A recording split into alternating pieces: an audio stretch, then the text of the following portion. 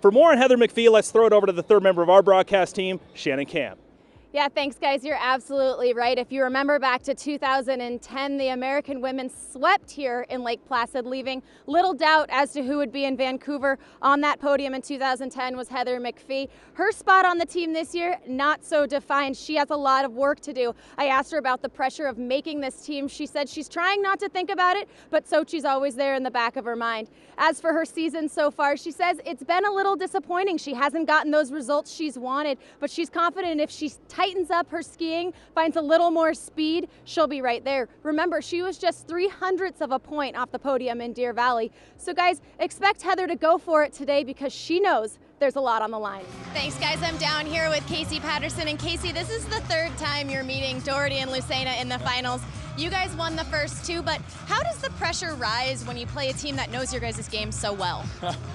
This team is one of the best teams in the world, so it has never been easy. It never will be easy. So we just have to have as much fun as possible. Yeah, speaking of it not being easy, they took you to 3 sets in Salt Lake City. They made it tough on you in Cincy. How are you guys going to control the pace of this game from the start? Thanks, guys. Well, I'm joined by American Joe Swenson. And Joe, you were the second qualifier, but things change when there's 4 across. This is a narrow course. What's going to be the key for you today? Tom, you stomped your first run. Looked like you were smiling the whole way down. How happy are you with that? So happy. Landing the first run is just amazing. And I don't know, it's beautiful, bluebird, sunny, slushy. You can't not be smiling out there. Chris, you've had a lot of success here in Utah, World Championship win last year, and then you win here today. Talk to me about that finals run and that pass you made to take it. Carrie, a very tight first set there. What surprised you about Summer and Emily out of the gate? Nothing. Nothing surprised me. We see them a lot. I knew they were going to go after their serves. I knew they were going to mix it up.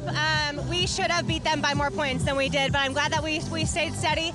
They're a very steady team, and the thing with them is that they get you to play in their rhythm. We want to play in our own rhythm, and if we do that, it should be a great game too for us. And then, April, we saw you talking to your coach a lot in between sets. What adjustments are you going to make going into set 2? Thanks, guys. I'm standing alongside Brian Wilson. Brian, you're coming off your first World Cup win in your career in Kreisberg, but we know you've been plagued with a knee injury. How are you feeling today? Yeah, thanks, guys. I'm down here with Sean Rosenthal and Phil Dahlhauser, who are sitting this Atlantic City tournament out, and for good reason. Phil, you're suffering from an injury. Fill us in a little bit on kind of what's going on and how the recovery's going. Guys, this is a very important night for the U.S. women, and when we're talking about that Sochi team, it really is a tale of two skiers. On the one hand, we have veteran Emily Cook, who's looking to make her 3rd Olympic team, and then there's 20-year-old Ashley Caldwell. You know, she was the youngest member of Team USA in Vancouver, and for Caldwell, like you said, she's been out with that knee injury, so she really only has 10 World Cup starts under her belt. 3 of those were podiums, including a win right here in Lake Placid. As for Emily Cook, she's been on the circuit for almost 15 years now, and she has 2 wins. Both of those guys came in Russia. Let's go down to Shannon Camp with our winner. Alex, another win here back-to-back after Deer Valley. What does this do for you as you head into Sochi to defend your gold medal? Guys, I'm down here with your winners, Jake Gibb and Casey Patterson. And Jake, you've had a lot of success in your career, but you guys just won the last 3 of these 4 AVP tournaments. How has Casey elevated your play and made you guys consistent week in and week out? All right, and Casey, now you head home to Huntington Beach for the final stop of the AVP Tour. What would it mean to you to close out this season with a win there? Sean, you fell on the first run, and then Scotty laid down the gauntlet in the second run, and you delivered. How rewarding is this win? David, the top 3 were all within a point of each other. How satisfying is this win, considering how stacked this field was? Guys, I'm down here with the winning team, April Ross, Carrie Walsh-Jennings, and Coach.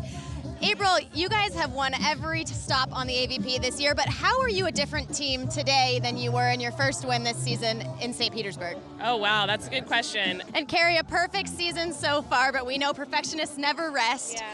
How would you say you guys measure up to where you'd like to be on your march towards Rio?